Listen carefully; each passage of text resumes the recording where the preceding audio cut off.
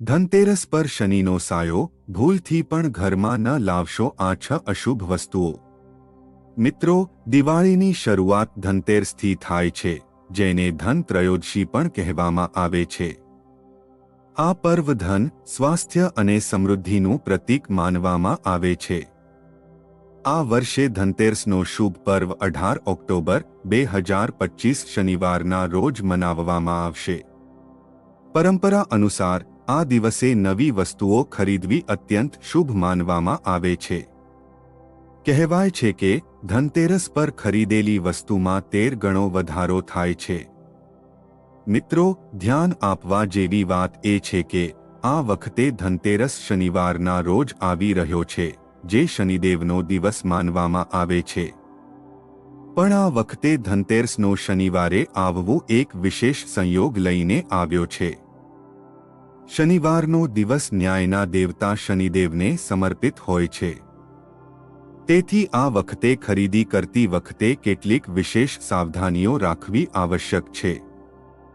જ્યોતિષ શાસ્ત્ર અનુસાર શનિવારે કેટલીક વસ્તુઓ ઘરે લાવવાથી બચવું જોઈએ, નહીંતર શનિની પ્રતિકૂળ દ્રષ્ટિ પડી શકે છે। પણ આ વખતે શનિવારને જોતા ધનતેરસ પર કેટલીક ખાસ વસ્તુઓની ખરીદી બિલકુલ ન કરો। તો ચાલો જાણીએ આ શનિ ધનતેરસ સંયોગ પર કઈ વસ્તુઓની ખરીદીથી બચવું જોઈએ અને શું ખરીદવું શુભ રહેશે। પણ તે પહેલા, જો તમે પણ ઈચ્છો છો કે માતા લક્ષ્મી અને ધનના દેવતા કુબેર મહારાજનો આશીર્વાદ તમારા પર અને તમારા પરિવાર પર હંમેશા જળવાઈ રહે, તો આ વિડીયોને લાઈક કરો અને ચેનલને સબસ્ક્રાઇબ કરી લો। અને કોમેન્ટ બોક્સમાં સાચા દિલથી જય લક્ષ્મી માતા અને જય કુબેર મહારાજ લખીને તમારી હાજરી જરૂર નોંધાવો। નંબર 1 છે સરસવનું તેલ। જ્યોતિષ શાસ્ત્ર મુજબ સરસવનું તેલ પણ શનિદેવને અતિ પ્રિય છે। આપણે બધા જાણીએ છીએ કે દર શનિવારે લોકો શનિ મંદિરોમાં જઈને શનિદેવને સરસવનું તેલ અર્પણ કરે છે। આ તેલ શનિદેવ સાથે જોડાયેલું છે।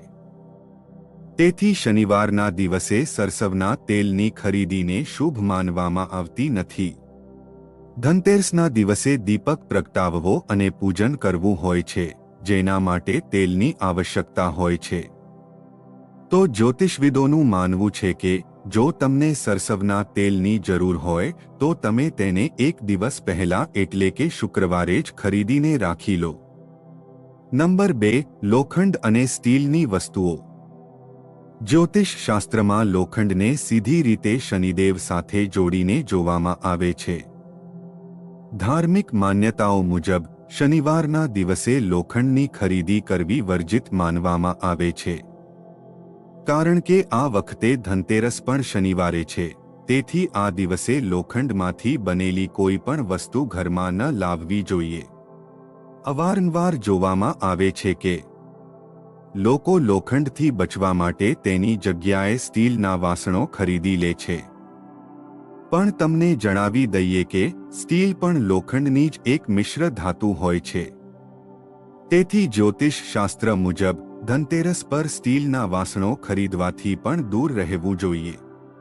એવું માનવામાં આવે છે કે આવું કરવાથી ઘરમાં નકારાત્મકતા આવી શકે છે અને લક્ષ્મીજી રિસાઈ શકે છે।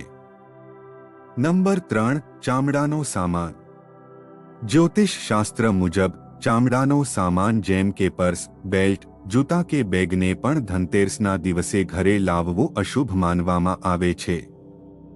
તેની પાછળનું ધાર્મિક કારણ એ છે કે ચામડાનું નિર્માણ જાનવરોની ખાલમાંથી થાય છે। તેને હિન્દુ ધર્મમાં પવિત્ર તહેવારો પર ઉપયોગ કરવો કે ઘરે લાવવું શુદ્ધ માનવામાં આવતું નથી। ધનતેરસ એક અત્યંત પવિત્ર અને શુદ્ધ તહેવાર છે। તેથી આ દિવસે એવી વસ્તુઓની ખરીદીથી બચવું જોઈએ જે અપવિત્ર માનવામાં આવે છે। નંબર 4, કાળા રંગની વસ્તુઓ।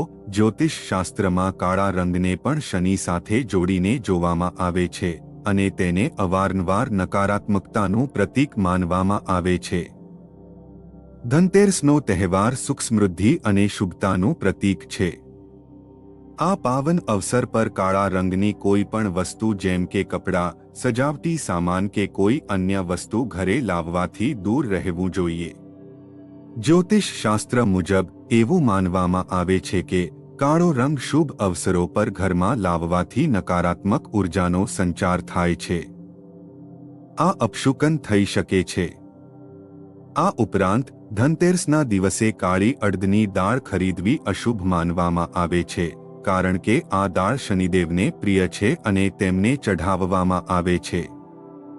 તેથી આવું કરવાથી તમારા ઉપર દેવું વધી શકે છે. નંબર 5. ખાલી વાસણ. જ્યોતિષ શાસ્ત્ર મુજબ ધનતેરસ પર નવા વાસણો ખરીદવાની પરંપરા છે.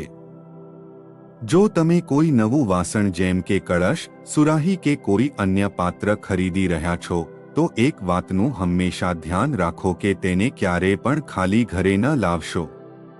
તેને અશુભ માનવામાં આવે છે. ધાર્મિક માન્યતા છે કે ધનતેરસ પર ખરીદેલું વાસણ સમૃદ્ધિ અને અન્નપૂર્ણાનું પ્રતીક હોય છે અને ખાલી વાસણ ઘરે લાવવું ખાલીપાને દર્શાવે છે. તેથી વાસણને ઘરે લાવતી વખતે તેમાં કંઈક શુભ સામગ્રી જેમ કે ધાણા, ચોખાના દાણા, જળ કે કોઈ મીઠી વસ્તુ ભરીને જ લાવવું. આવું કરવું ઘરમાં બરકત લાવે છે અને શુભ માનવામાં આવે છે. નંબર 6. અણીદાર વસ્તુઓ ન ખરીદો. મિત્રો, ચાકુ, કાતર કે સોય જેવી અણીદાર વસ્તુઓ ધનતેરસ પર ખરીદવી અશુભ માનવામાં આવે છે, ખાસ કરીને શનિની છાયામાં. આ ઉપકરણો અલગતા અને કલહનું પ્રતીક છે, જે સંબંધો કે પારિવારિક સૌહાર્દમાં સંભવિત તિરાડનું પ્રતીક છે. જો તમને વ્યવહારિક કારણોસર આ વસ્તુઓ ખરીદવી જ હોય તો તેને ધનતેરસથી એક દિવસ પહેલા ખરીદી લો અને તહેવાર પૂરો થવા સુધી તેનો ઉપયોગ ન કરો. નંબર 7. ઉધાર ન લો કે ઉધાર ન આપો. જ્યોતિષીઓ 2025માં ધનતેરસ પર ઉધાર લેવા કે ઉધાર આપવાથી સખત મનાઈ કરે છે, કારણ કે આ દિવસ શનિ દ્વારા શાસિત છે. તેથી નાણાકીય લેવડદેવડ લાંબા ગાળાની ગેરસમજણ કે દેવાનું કારણ બની શકે છે. જો તમારે ચૂકવણી કરવી જ હોય તો ધનતેરસ પહેલા કરી લો. તેના બદલે દાનપુણ્ય પર ધ્યાન આપો, કારણ કે માનવામાં આવે છે કે આ કાર્ય શનિને પ્રસન્ન કરે છે અને ધનધાન્યને આકર્ષિત કરે છે. ચાલો મિત્રો, હવે જાણીએ ધનતેરસ પર કઈ વસ્તુઓ ખરીદવી શુભ માનવામાં આવે છે. નંબર 1. ધનતેરસ પર સૂકા કે આખા ધાણા ખરીદવા પણ ખૂબ શુભ માનવામાં આવ્યું છે. ધનતેરસના દિવસે સૂકા ધાણા ખરીદીને તેને માતા લક્ષ્મીના ચરણોમાં અર્પણ કરો. માનવામાં આવે છે કે તેનાથી સાધકને માં લક્ષ્મીની કૃપાની પ્રાપ્તિ થાય છે. માં લક્ષ્મીને ધાણા અર્પણ કર્યા પછી તમે તેને બીજા દિવસે ધનના સ્થાન કે તમારી તિજોરીમાં રાખી શકો છો. આવું કરવાથી સાધક માટે ધન લાભના યોગ બનવા લાગે છે. નંબર 2. ધનતેરસના દિવસે મીઠું ખરીદવું પણ ખૂબ શુભ માનવામાં આવે છે. ધનતેરસ પર પીસેલું સિંધવ મીઠું ખરીદવું વધુ શુભ માનવામાં આવ્યું છે. તેનાથી સુખ સમૃદ્ધિના યોગ બને છે. સાથે જ તમે નકારાત્મક ઉર્જાથી મુક્તિ માટે તેનાથી કેટલાક ઉપાય પણ કરી શકો છો. તેના માટે સિંધવ મીઠાને એક લાલ કપડામાં બાંધીને તેને મુખ્ય દરવાજા પર પૂર્વ દિશા તરફ બાંધી દો. ધનતેરસના દિવસે આ ઉપાય કરવાથી ઘરમાં નકારાત્મક ઉર્જાનો પ્રવેશ થતો નથી. નંબર 3. ધનતેરસના દિવસે પોતાની ક્ષમતા અનુસાર સોના કે ચાંદીમાંથી બનેલી વસ્તુઓ જરૂર ખરીદો. માનવામાં આવે છે કે તેનાથી સૌભાગ્યમાં વૃદ્ધિ થાય છે. આની સાથે જ તમે ધનતેરસના દિવસે હળદર અને ચોખાને પીસીને તેની પેસ્ટથી તમારા મુખ્ય દરવાજા પર ઓમનું ચિહ્ન પણ બનાવી શકો છો. તેનાથી ઘરમાં ધન અને સમૃદ્ધિ આવે છે. આ ઉપરાંત ભગવાન કુબેર અને માં લક્ષ્મીની પ્રતિમાને લાવવું શુભ માનવામાં આવે છે. ધાર્મિક માન્યતા અનુસાર આ ઉપાય કરવાથી ઘરમાં લક્ષ્મીનું આગમન થાય છે.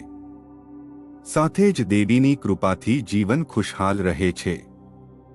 બધી ઈચ્છાઓ પૂરી થાય છે. નંબર 4, જો તમે જીવનમાં ખુશીઓનું આગમન ઈચ્છો છો તો ધનતેરસના દિવસે પીળી કવડી કવચ ને ઘરે લાવો. આ ઉપાય કરવાથી ધનથી તિજોરી ક્યારેય ખાલી થતી નથી અને સુખ સમૃદ્ધિમાં વૃદ્ધિ થાય છે. આ ઉપરાંત ધનતેરસના દિવસે પિત્તળના વાસણો ઘરે લાવવા જોઈએ. તેનું ખાસ મહત્વ છે. માન્યતા છે કે જે પણ આ દિવસે પિત્તળના વાસણો ઘરે લાવે છે તેના ઘરમાં ધનની વૃદ્ધિ થાય છે. સાથે જ અટકેલા કામ પૂરા થઈ જાય છે. નંબર 5, માછલીઓને સૌભાગ્ય અને સમૃદ્ધિનું પ્રતીક માનવામાં આવ્યું છે. ઘરમાં એક્વેરિયમ રાખવું અને તેમાં સોનેરી કે રંગીન માછલીઓની જોડી રાખવી અત્યંત શુભ હોય છે. ખાસ કરીને 2 માછલીઓની જોડી પ્રેમ, સંતુલન અને ધનસંપત્તિનું સૂચક હોય છે. આ ઉપાય માત્ર ઘરને સજાવટી રૂપ જ નથી આપતો, પણ સકારાત્મકતા પણ લાવે છે. નંબર 6, તુલસીનો છોડ ન ફક્ત ધાર્મિક રૂપથી મહત્વપૂર્ણ છે, પણ તે સ્વાસ્થ્ય અને વાતાવરણને પણ શુદ્ધ કરે છે. તુલસીને રોજ જળ આપવું અને તેની પૂજા કરવી ઘરને રોગો અને નકારાત્મક શક્તિઓથી બચાવે છે. આ ઉપરાંત પીપળો, શમી અને મની પ્લાન્ટ જેવા છોડ પણ શુભ માનવામાં આવ્યા છે. આ છોડ ઘરમાં હરિયાળી અને સકારાત્મકતા જાળવી રાખે છે. નંબર 7, ધનતેરસ પર ઝાડુ ખરીદવું પણ શુભ માનવામાં આવે છે. તે માતા લક્ષ્મીનું પ્રતીક માનવામાં આવે છે. કહેવાય છે કે આ દિવસે ખરીદેલી ઝાડુ ઘરથી દરિદ્રતા અને નકારાત્મક ઉર્જાને દૂર કરે છે. ધ્યાન રાખો કે નવી ઝાડુનો ઉપયોગ તે જ દિવસે ન કરો, પણ તેને સ્વચ્છ સ્થાન પર સંભાળીને રાખો. જો તમને આ વિડિયો સારો લાગ્યો હોય તો કોમેન્ટ બોક્સમાં જય માં લક્ષ્મી જરૂર લખો. માતા લક્ષ્મી તમારા પર હંમેશા પોતાની કૃપા જાળવી રાખે. વિડિયોને અંત સુધી જોવા બદલ ધન્યવાદ.